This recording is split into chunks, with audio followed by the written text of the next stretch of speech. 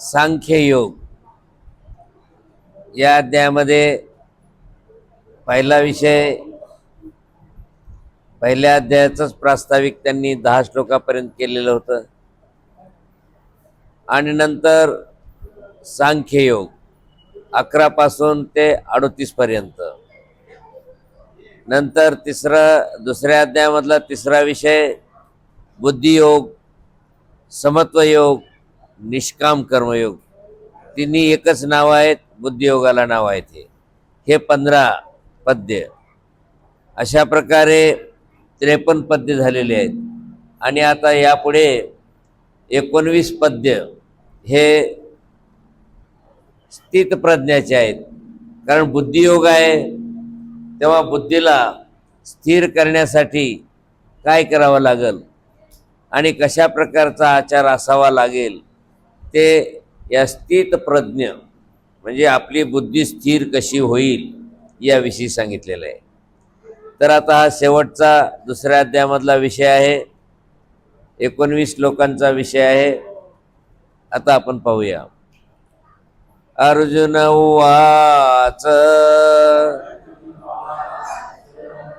स्थित प्रज्ञस्य का भाषा समाधिस्थस्य केशव स्थितदे किं प्रभाषेत किमासीत व्रजेत किम. अर्जुनानं हा बुद्धियोग ऐकल्यानंतर त्याला प्रश्न पडला. तो म्हणतो, केशव हे श्रीकृष्णा, समाधिस्थस्य स्थित प्रज्ञस्य, समाधिस्थ झालेला आणि स्थिर बुद्धी केलेला का भाषा, त्याचे काय लक्षण, कशावरून ओळखावं.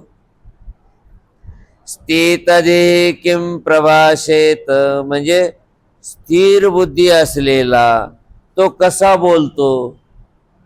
किम आसित म्हणजे कसा राहतो. किम व्रजेत त्याची वर्तणूक कशी आहे.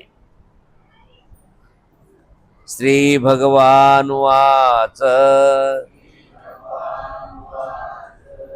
मग भगवान श्रीकृष्ण त्याला उत्तर देतात. कसा असतो, कसा वागतो, कसा बोलतो, त्याची उठबैस कशी आहे. प्रजहाति यदा कामन सर्वान् पार्थ मनोगतान् आत्मन्येवात्मना तुष्टः स्थित प्रज्ञस्तदोच्यते.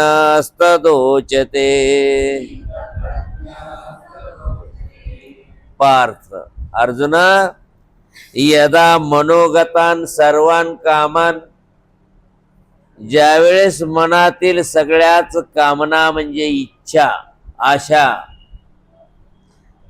प्रजहाती ज्यानं पूर्णपणे मारून टाकलेल्या आहेत, नष्ट केलेल्या आहेत.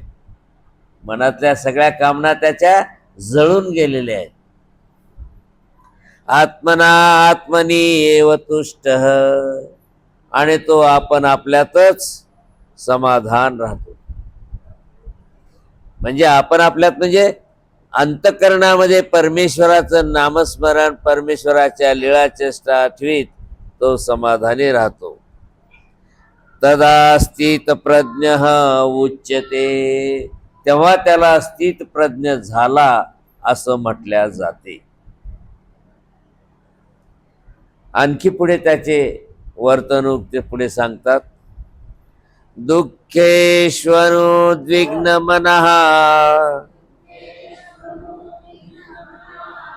सुखेषु विगत स्पृह वीतराग भय क्रोध स्थितधीर मुनिरुच्यते. आणखीन तो स्थिर बुद्धी झालेला कसा असतो पहा. दुःखेषु अन उद्विग्न मनः. दुःख जर झालं तर तो उद्विग्न होत नाही. देवा धाव, आता कसं करू ना, आता काय करू असं म्हणत नाही. आता आम्हाला काय करावं, संसारामध्ये संकट आलं म्हणून इकडे तिकडे धावाधावी करीत नाही. तो पळापळी करत नाही. आम्हाला तर थोडस जरी झळ लागली, मुलाला जरा उशिरा लेकरू व्हायला तर आम्ही 1760 स्थान पाहायला पाहतो. तिथं नारळबाद, इथं नारळबाद, इथं नारळबाद. तो दुःखेशु अनुद्विग्न म्हणा. दुःखामध्ये त्याचं मन उद्विग्न होत नाही.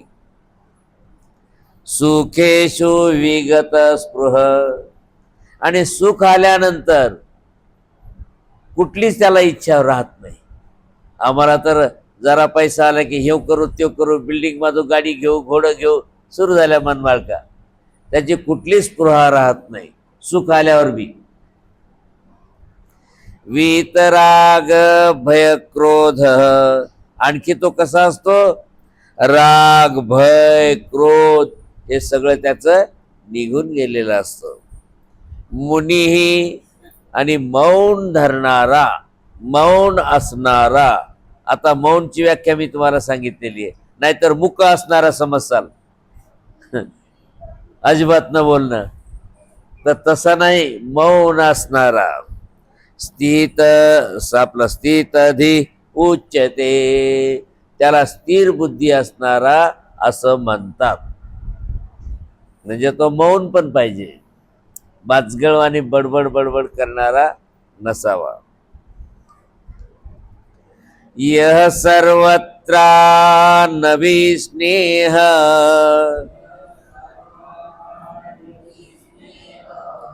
तत्प्राप्य शुभाशुभम. नाभिनंदते न द्वेष्टे. तस्य प्रज्ञा प्रतिष्ठिता. यह सर्वत्र अनभिस्नेह. सगळ्याच बाबतीत सगळ्याच ठिकाणी अनभिस्नेह. त्याला कुठलंही स्नेह राहिलेलं नाही, ममता राहिलेली नाही. आई बाबा बहीण भाऊ कुठलंच स्नेह नाही, अलिप्त झालेला आहे. तत्त शुभाशुभम. आणि तशा तशा शुभ असो अथवा अशुभ असो प्राप्य. आणि ते प्राप्त झाल्यावरही न अभिनंदती न द्वेष्टी. अभिनंदत म्हणजे आनंदितही होत नाही आणि द्वेषही करीत नाही. म्हणजे शुभ झालं तर अभिनंदन करीत नाही किंवा आनंदित होत नाही, आणि अशुभ झालं तर त्याच्याबद्दल तो द्वेषही करीत नाही. आणि मग असा पुरुष तस्य प्रज्ञा, त्याची बुद्धी प्रतिष्ठिता म्हणजे स्थिर आहे. यदा संहरते चायम कुर्मोंगानी व सर्वशः. इंद्रियाणि इंद्रियार्थेभ्ये तस्य प्रज्ञा प्रतिष्ठिता. एक उदाहरण देतात. त्याच्या विचाराची, त्याच्या हालचालीची व्यवस्था कशाप्रमाणे असते त्याला त्यांनी न्याय दिलेला आहे कासवाचा. कासवाला जर बाहेरची परिस्थिती प्रतिकूल वाटली की लगेच ते आपले हात पाय डोकं सगळे आतमध्ये ओढून घेतं. संकटाची वेळ किंवा मनासारखी परिस्थिती नाही वाटली तर ते सगळं आपलं आकर्षित करून घेतं. पण जर का कधी शांत वातावरण, त्याला आश्वस्तपणा जर वाटला तर तो काय करतो, मग हळूच आपले हात पाय डोकं बाहेर काढून चळणवळण करायला लागतो.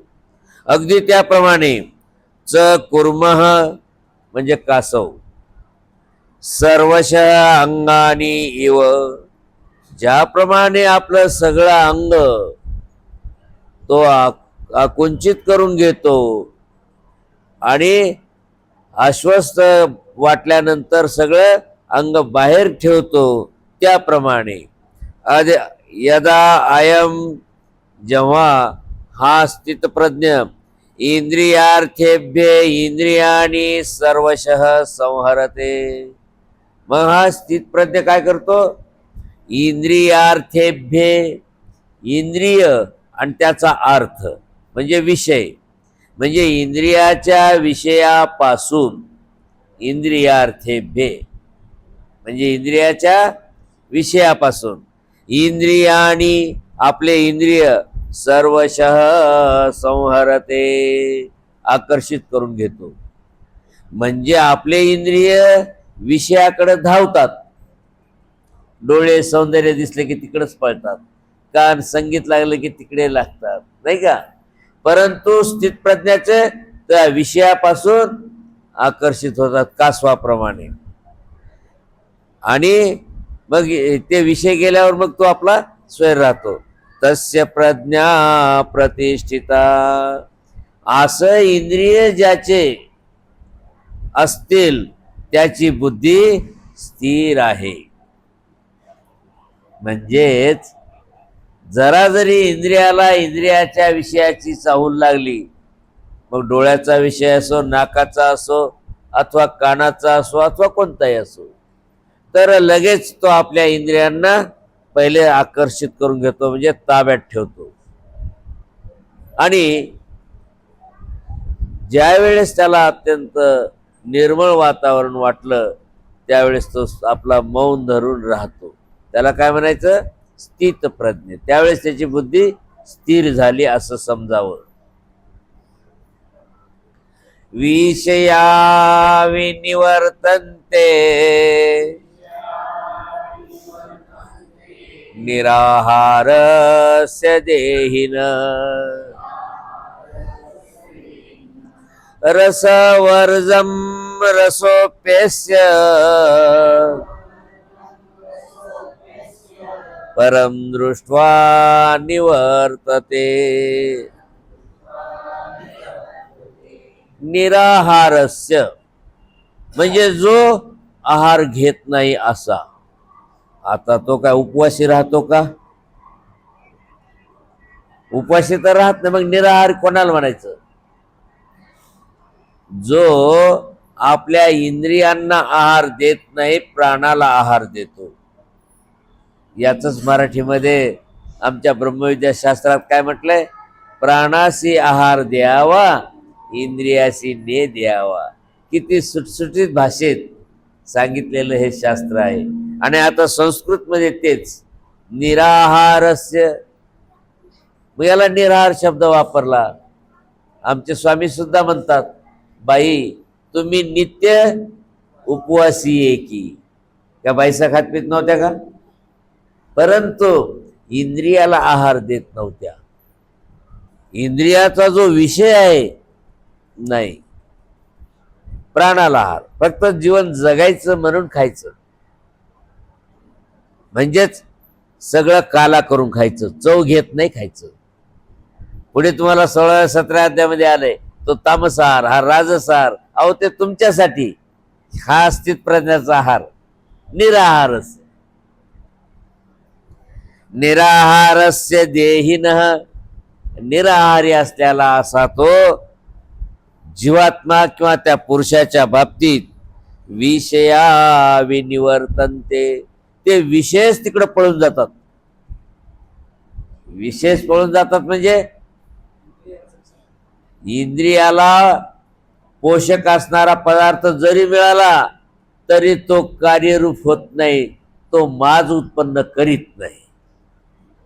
म्हणजे ते विषयाचे पदार्थ जरी त्याच्या तोंडात गेले तरी त्याचा असरच त्याच्यावर होत नाही, कारण ते पदार्थच कोमेजून जातात. ते इथं काही चालत नाही. लक्षात आलं का? कारण आहार घेताना कोण्यातरी इंद्रियाचा आहार येतोच.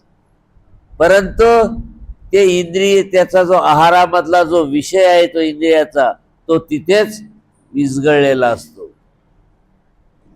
रसवर्जम अस्य, आणि रसाचा त्याग केलेल्या या पुरुषाच्या बाबतीत रस अपि, तो रस देखील परम दृष्ट्वा निवर्तते, हा अत्युच्च पात्रतेचा झालेला आहे असं समजून तो रस देखील त्याला काहीच असर करीत नाही.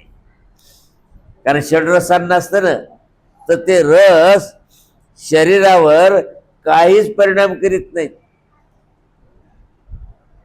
म्हणजे पहा की जे इंद्रियामधले रस, जो इंद्रियाचा विषय आहे, तो सुद्धा याच्या विरमतेला पाहून जागीच कोमेजून जातो. म्हणजे तो त्याच्यावर काहीही परिणाम करू शकत नाही. आपल्याला तर खाल्ल्याबरोबर वा वा वा काय भाजी छान होती, लगेच तोंडातून निघते बाहेर. अहो भाजी चांगली होती मग बोलता कशाला, त्याला पचवा ना. यततो हे पिकौन्तेय पुरुषस्य विपश्चितः इंद्रियाणि प्रमाथीनि हरन्ति प्रसवं मन. आणि हा जो स्थितप्रज्ञ आहे, म्हणून हा स्थितप्रज्ञ आहे. आणि स्थितप्रज्ञ असताना तो कधी व्यभिचरतो, कधी घसरतो, कसा घसरतो ते इथे सांगायले. कौंतेय, कुंती पुत्र अर्जुना, ही म्हणजे आसक्तीचा नाश न झाल्यामुळे,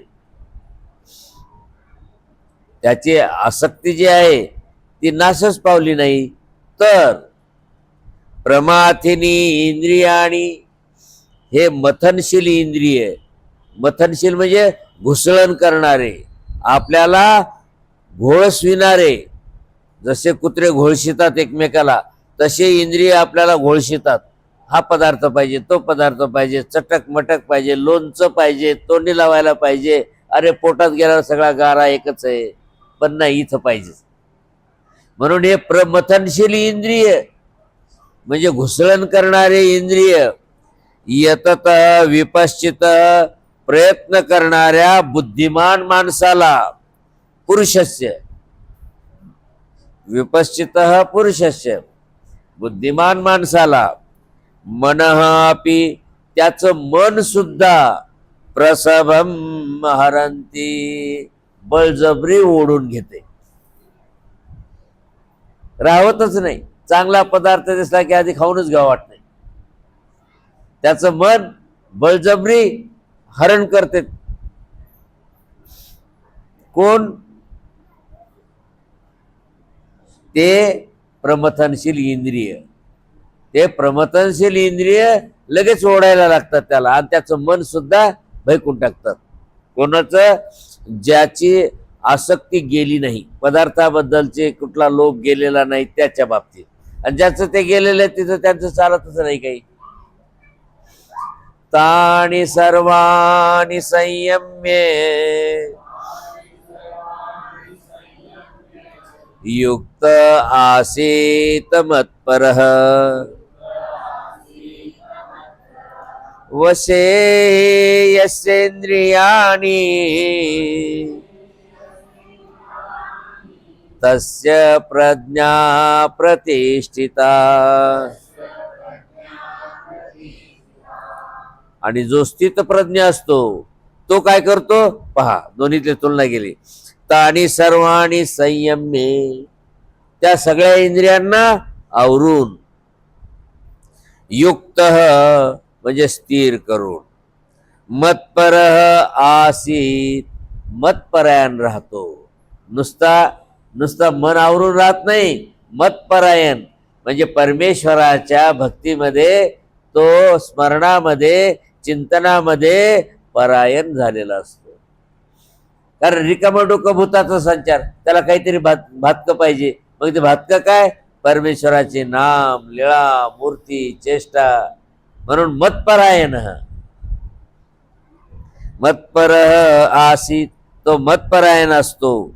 ही म्हणजे कारण यस्य इंद्रियाणी वशे, ज्याचे इंद्रिय वशे म्हणजे ताब्यात असल्यावर, तस्य प्रज्ञा प्रतिष्ठिता, त्याची बुद्धी स्थिर झालेली असते.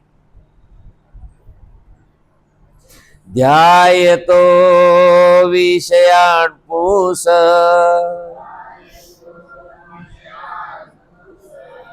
संगस्तेषु उपजायते, संगात संजायते काम,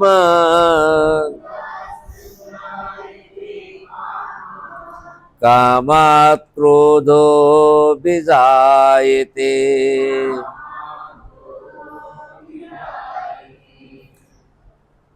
तर स्थितप्रज्ञ जो असतो तो पक्का असतो, परंतु स्थितप्रज्ञाच्या अगोदरची अवस्था कशामुळे तशी बिघडत असते त्याचं कारण सांगतायत. काय म्हणतायत की अगोदर विषयान ध्यायतः पुंसः, म्हणजे इंद्रियाच्या विषयांचं चिंतन करणाऱ्या मनुष्याची तेषु संगः उपजायते, त्या पदार्थाच्या बाबतीत आसक्ती, ओढ निर्माण होते. कशामुळं? अगोदर त्याचं चिंतन केल्यामुळं. ध्यायतो विषयान् पुंस, म्हणजे एकदम नाही गोष्टी होत, त्याच वेळेस त्याने मनाला आवरायला पाहिजे आपण देवाचं चिंतन सोडून कशाचे चिंतन करायलो, कशाची आठवण करायलो, आई बापाची, बहीण भावाची, पत्नीची आठवण करायलो. आपण साधू झालो, नाही नाही नाही बायको बरी आहे का आणि पत्नी बरी आहे का, अरे संन्यास घेतलास रे तू, हे आठवण केलीस तर इथंच तर मेलास. आठवणच यायला पाहिजे नव्हती त्याला, पण त्याला राहवतच नाही, म्हणून त्याची प्रज्ञा स्थिर होत नाही. संन्यास घेतल्यानंतर सुद्धा घरचे हाऊस फोन तरी लावील, फोन तरी चालू करून ठेव. अहो घरच्याचा फोन आला तर बंद करून टाकायला पाहिजे. हा फोन लावेल, काय झालं, कशामुळे फोन केला, तू संन्यास घेतलास ना रे बाबा, कशाला पाहिजे तुला हे. म्हणून ध्यायतो विषयान् पुंस, तो आपल्या विषयाचं चिंतन करणाऱ्या पुरुषाची तेषु संगः उपजायते, त्या विषयाच्या बाबतीत त्याला ओढ, आसक्ती निर्माण होते. आणि मग नंतर काय होते, मग संगात काम संजायते, आणि संगात ती ओढ, ती आसक्ती निर्माण झाल्यामुळं काम संजायते, वासना दुप्पट प्रज्वलित होते. आता त्याला काय झालं काय की, त्यांचं कसं आहे काय की, विचारू काय की, जाऊन भेटू काय की, बाबा जाऊन येतो, भेटून येतो, लगेच आज्ञा घ्यायला निघाले. म्हणजे संन्यासाचे केवळ हे सोंग येते. ज्याला विरमताच आली नाही संन्यास घ्यायला, नरो मेले काय जिवंत राहिले काय, आठवणच यायला नाही पाहिजे आपल्याला, पण नाही होत, हे शक्य नाही. म्हणून मनुष्याणाम सहस्रेषु, हजारात एखादा असतो, बाकी वाहणारेच असतात. मग संगात संजायते काम, त्या ओढामुळं, त्या आसक्तीमुळं त्याची अधिक प्रबल इच्छा वाढते, त्यांना भेटावं काय की, बोलावं काय की, पाहून यावं काय की, कामात. आणि मग आता ते संन्यासाला काय विचारतात, हे पाहिलं तर संन्यासी, मग ते काही त्याला एवढा आदर देत नाही, त्याची काही इच्छा पूर्ण होत नाही. मग कामात क्रोध अभिजायते, त्या वासनेमुळं, त्या कामनेमुळं याला क्रोध चढतो. समजा माझ्या मुलाला त्याने मारलं, अरे तू संन्यास घेतला ना, हा लगेच धावून जातो, का मारलं माझ्या मुलाला, याला लगेच क्रोध येतो. कशामुळं? कारण त्या मुलामध्ये वासना वाढल्यामुळं. किंवा पती पत्नीचं पटणं झालंय, त्यांनी इकडे फोन केलाय, हा संन्यास घेतलेला आहे, मग हा जाऊन लगेच त्याला दाबतो, त्या सासरवाडीला जाऊन बोलतो, याला बोलतो.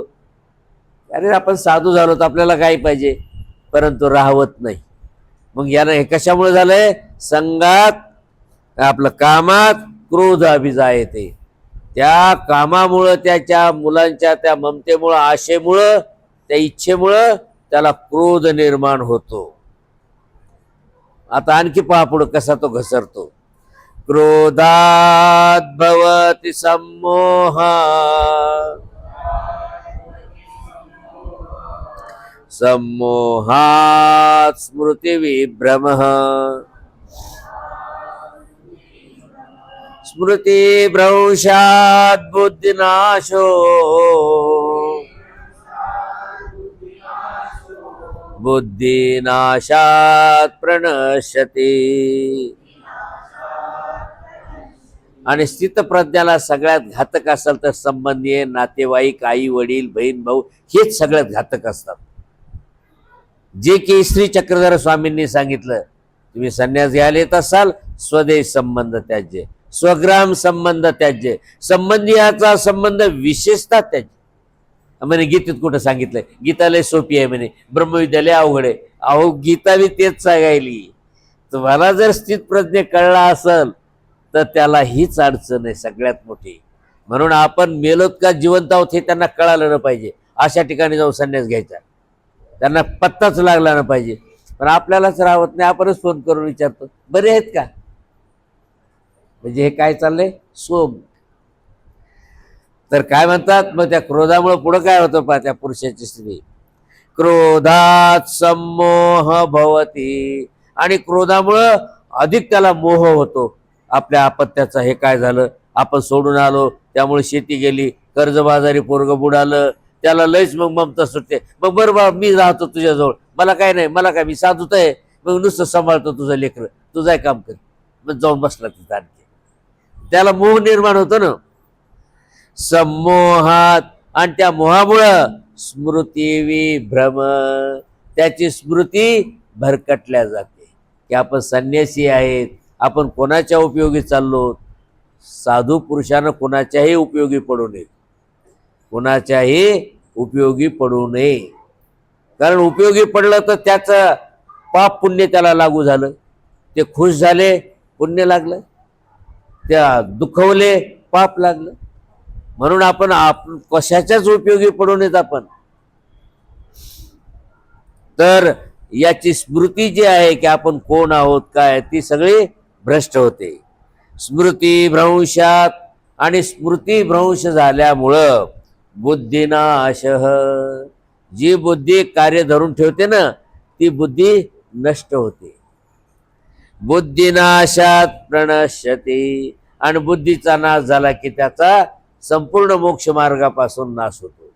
म्हणजे तो मोक्ष मार्गाला मुकला. केलेलं तेवढं काही गोमटे रुपये फळ मिळते, संपलं. राग द्वेष वियुक्तस्तु,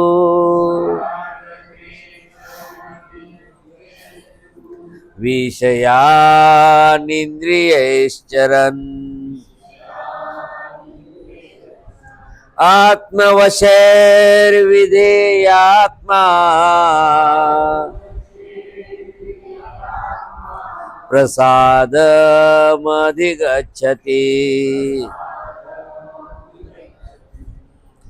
आणि विधेयात्मा, आता सुरुवातीला ज्यानं आपल्या स्वतःला विधेय म्हणजे आपलं अंतःकरण आपल्या स्वाधीन ठेवलेलं आहे, त्याला घसरूच दिलं नाही अंतःकरणाला. संबंधी असो की इतर प्राणी असो, कशाच्याही बाबतीत त्यानं स्वतःला संयमात ठेवलं.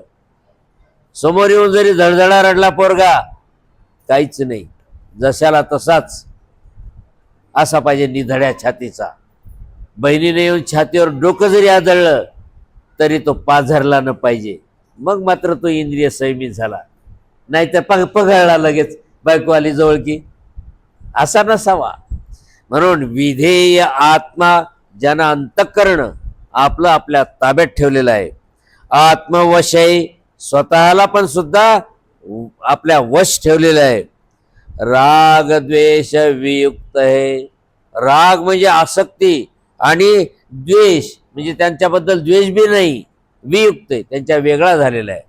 राग आणि द्वेषाच्या पूर्णपणे वेगळा झालेल्या अशा इंद्रियांनी विषयांचरण, तो सगळ्या विषयामध्ये वावरत असताना, कारण सगळीकडे विषय आहेतच. किती जरी तुमचे इंद्रियाचे विषय तुम्ही हे केले तर डोळे जाणारच, पोस्टर दिसणारच, काहीतरी होणारच नाही का, कानाला गीत ऐकू येणारच, म्हणजे इंद्रिय तर स्वभावताले असतातच. म्हणून विषयांचरण, तो सगळ्या विषयांमध्ये वावरत असताना प्रसादम अधिगच्छती, तो आपल्या अंतकरणात प्रसन्नता मिळवतो, कारण तो आपल्या ईश्वर नामस्मरणात चिंतनात तो अगदी प्रसन्न झालेला असतो, त्याच्यावर याचा काहीही असर होत नाही. मग तो अंतकरणात प्रसन्नता मिळवतो. प्रसन्नता मिळवल्यावर काय होतंय म्हणून पुढे सांगतात, प्रसादे सर्व दुःखाना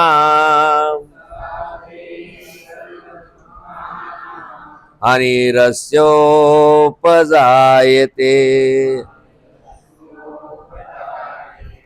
प्रसन्न चेतसो ह्याशु बुद्धी पर्यवतिष्ठते.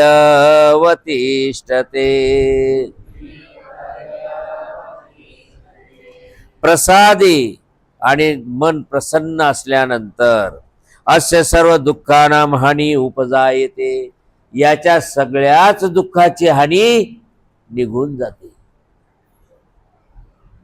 म्हणजे त्याच्या ह्याच्यात कुठलंच दुःख राहत नाही की याचं असं झालं ना आता काय करू मी, कारण त्याच्यावर त्याचा पडसादच उमटत नाही. हा आपल्या अंतःकरणात ईश्वर नामस्मरणात प्रसन्न असतो, त्याच्यामुळं इतर जे गोष्टीचे पडसाद त्याच्यावर उमटत नाहीत. म्हणून सर्व दुःखाची हानी उपजायते, म्हणजे त्याच्या सगळ्या दुःखाचा नाश होऊन जातो.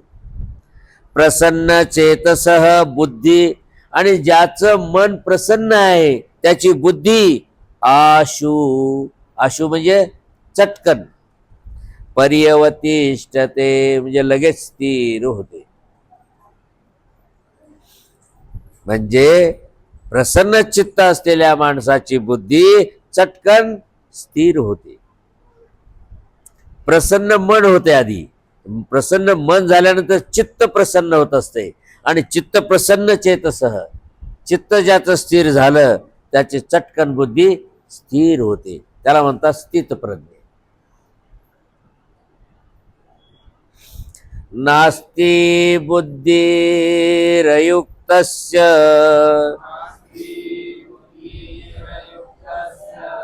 न चायुक्तस्य भावना, न चा भावयतः शान्ते रशान्तस्य कुतः सुखम. आणि अयुक्त, जो युक्त नाही, परिपूर्ण नाही, बुद्धी न असती, त्याची निश्चयात्मक बुद्धी नसते. असं करू का तसं करू का, जाऊनच येऊ का पाहूनच येऊ का काहीच करू, त्याची बुद्धी स्थिर झालेली नसते. म्हणून अयुक्तस्य बुद्धी न असती, अयुक्त माणसाची बुद्धी ती स्थिर राहत नाही. अयुक्तस्य भावना न, आणि अयुक्त माणसाच्या भावना सुद्धा स्थिर राहत नाही. आपल्या भावना स्थिर राहायला पाहिजे ना, त्या राहत नाही. काहीतरी करू, असं तरी करू, त्याला तरी सांगू, याला तरी सांगू, मन बिळबिळ बिळबिळ करायला लागतंय. शांतीहीन अभावयतः शांतीन, आणि ज्याच्या भावना स्थिर झालेल्या नाही अशा अभावयतः, म्हणजे भावना स्थिर नसलेल्याला शांतीहीन, म्हणजे नुसतं शांती शांती शांती बबलत राहिला तरी त्याची मन शांत होत नाही. नुसतं तोंडावर म्हणत राहतो शांती शांती शांती, कशाची शांती होते. म्हणून अभावयतः शांती न, ज्याची भावना ज्याच्या स्थिर नाहीत त्याला शांतता मिळत नाही. अशांतस्य, आणि जो अशांत आहे त्याला सुखम कुतः, त्याला सुख कुठून मिळणार. आणि म्हणून तो साधू होऊन सुद्धा म्हणतो माझी कंबर दुखायली, माझं आमकं दुखायलंय. अरे कशाला त्यात लक्ष घालतोस, ईश्वरात लक्ष घाल. म्हणजे हे विसरलं पाहिजे देहाचं, पण नाही, त्याचं तिकडे लक्ष जातेच. इंद्रियाणाम हि चरता यन्मनो नो विधीयते तदस्य हरते प्रज्ञाम् वायुर्नावमिवाम्भसि.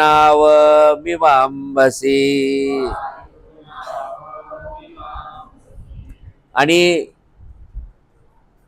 ज्याची प्रज्ञा स्थिर झाली नाही, त्याचे इंद्रिय त्याला कशा पद्धतीनं भरकटून नेतात त्याचा न्याय देत आहे तो नावेचा.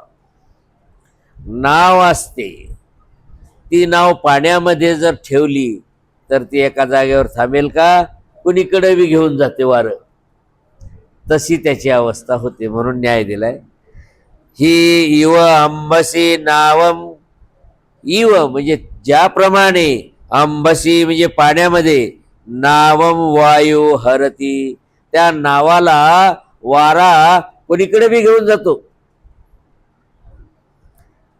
त्याप्रमाणे चरताम इंद्रियाणाम मनः, जो इंद्रियाच्या माग वावरत राहतो, इंद्रिय म्हणतील तसं.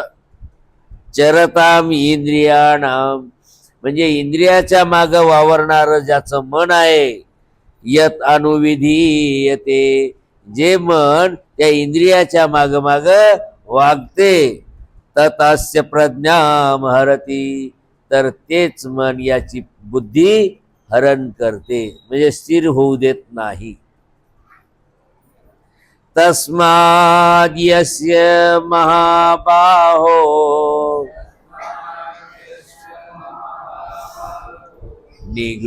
निगृहीतानि सर्वशः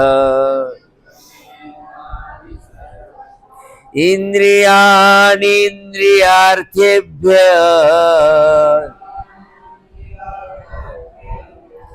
तस्य प्रज्ञा प्रतिष्ठिता. तस्मात् महाबाहो, म्हणून अर्जुना, महाबाहो म्हणजे ज्याच्या बाहू रुंद आहेत, मोठ्या आहेत, अशा अर्जुना. यस्य इंद्रियाणी, ज्याचे इंद्रिय, इंद्रियार्थेभ्य सर्वशः निगृहीतानि, इंद्रियाच्या विषयापासून सर्व प्रकारे निगृहीत केलेले आहेत, म्हणजे आकर्षित करून घेतलेले आहेत. तस्य प्रज्ञा प्रतिष्ठिता, त्याची बुद्धी स्थिर राहते. आणखी पुन्हा सांगतात की तो जेव्हा बसतो, कसा बसतो, त्याची बुद्धी कशी स्थिर असते त्यावेळेस. तर ते सांगतायत, या निशा सर्वभूतानां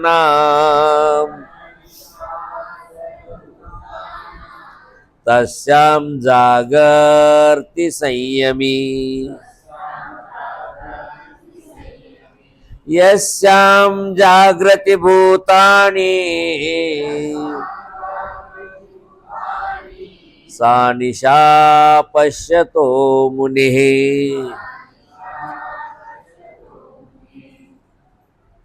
तर तो स्थित प्रज्ञ कसा असतो पहा.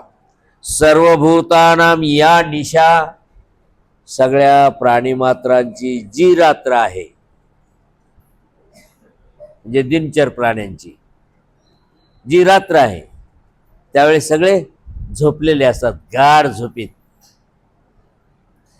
तस्याम संयमी जागर्ती, त्या रात्रीमध्ये संयमी पुरुष कसा असतो, जागा असतो. म्हणजे काय, वास्तविक तो झोपत नाही का, नाही, सावध असतो. कारण त्याने झोप या इंद्रियावर ताबा ठेवलेला असतो, त्याच्यामुळं अगदी तो सावध असतो. झोप जरी असली तरी त्याची सावध असते. तस्याम जागर्ती संयमी, कारण त्याने इंद्रियावर संयम केलेला आहे, त्यामुळं तो जागृती जागाच असतो. यस्याम भूतानि जागृती, आणि ज्या वेळेस प्राणी मात्र जागे असतात दिवसा, तर त्यावेळेस सा पश्यतः मुने, तर ती त्या पाहत ना असणाऱ्या मुनीची, म्हणजे डोळे तर उघडे आहेत, तो पाहतो तर खरी, परंतु निशा ती त्याची रात्रच असते. का? तो पाहत जरी असला तरी त्याच्यावर काहीच परिणाम होत नाही. कोणी तिकडं सुखी काय दुःखी काय, कोणी कसं जरी असलं तरी तो आपल्या ईश्वर स्मरणातच असतो.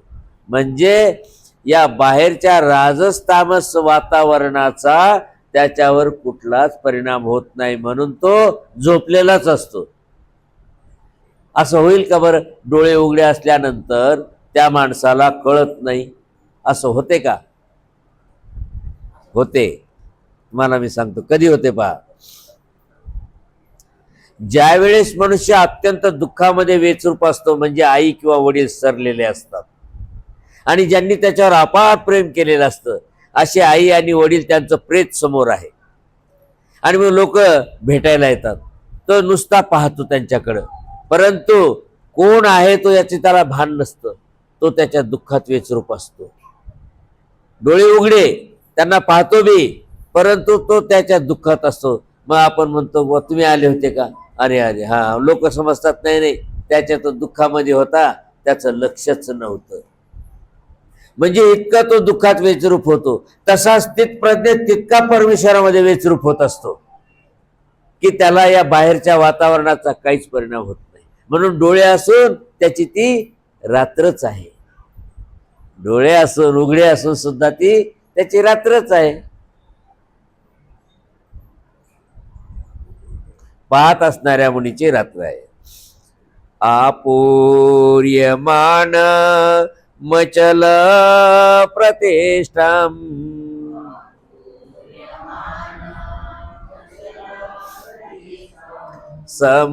समुद्रमापः प्रविशन्ति यद्वत्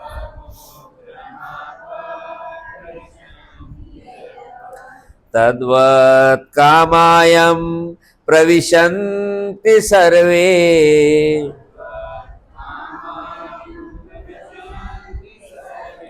स शान्तिमाप्नोति न कामकामी.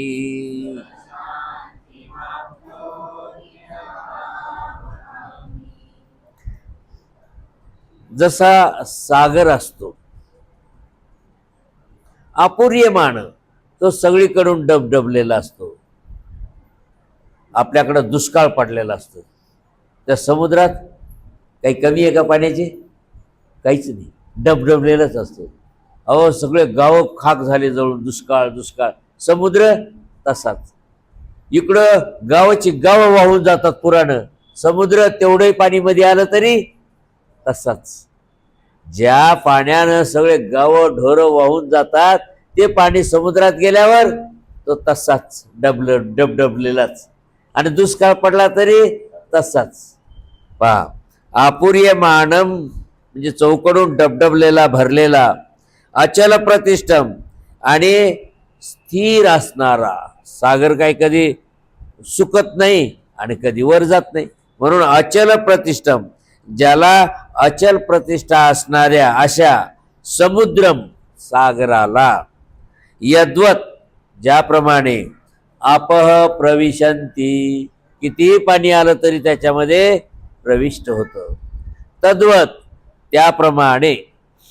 म्हणजे सांगायचं तात्पर्य म्हणजे जसं सागरात भरलेला असताना सुद्धा आणखी कितीही जरी पाणी आलं तरी तो तसाच असतो का? भरून उलटून जातो का? तो नाही.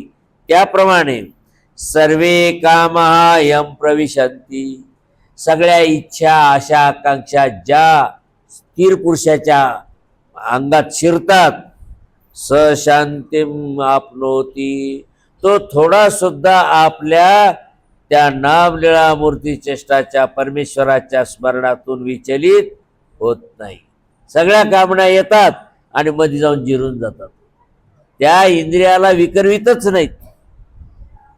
स न काम कामी, आणि ते मात्र वासना करणारा, इच्छा करणाऱ्याला हे शक्य नाही. म्हणजे तो शांतता प्राप्त घेऊन शकत नाही. कोण कामकामी. आणि हा एवढ्या जरी कामना आल्या त्याच्या मनामध्ये तरी त्या मध्येच जिरून जातात, पाणी होऊन जातो. विहाय कामान्य सर्वान् पुंश्चरति निःस्पृह निर्ममो निरहंकार स शांतिमधिगच्छति.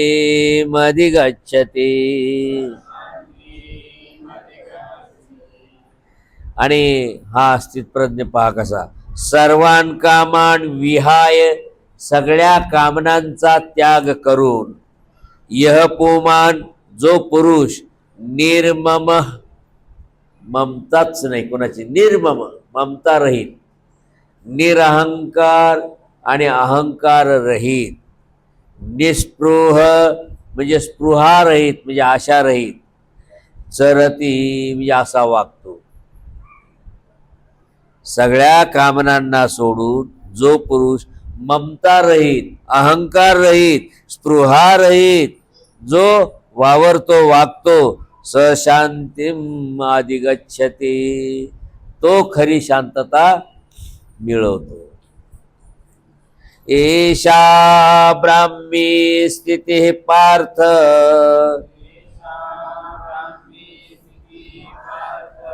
नैनां प्राप्य विमुह्यति. स्थित्वा शामंत कालेपि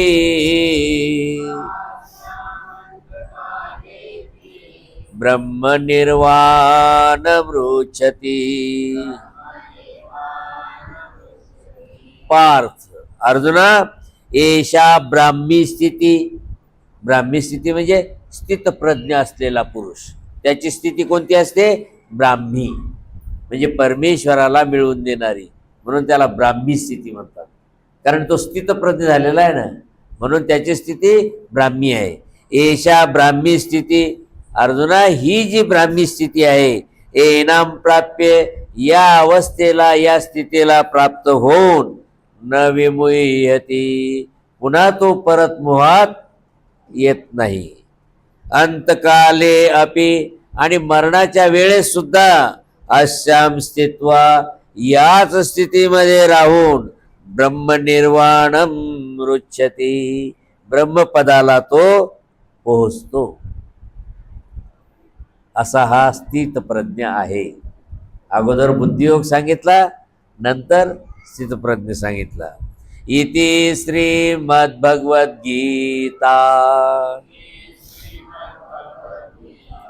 सुपनिषत्सु ब्रह्मविद्यायां योगशास्त्रे श्रीकृष्णार्जुन संवादे सांख्ययोगो नाम द्वितीयोऽध्यायः.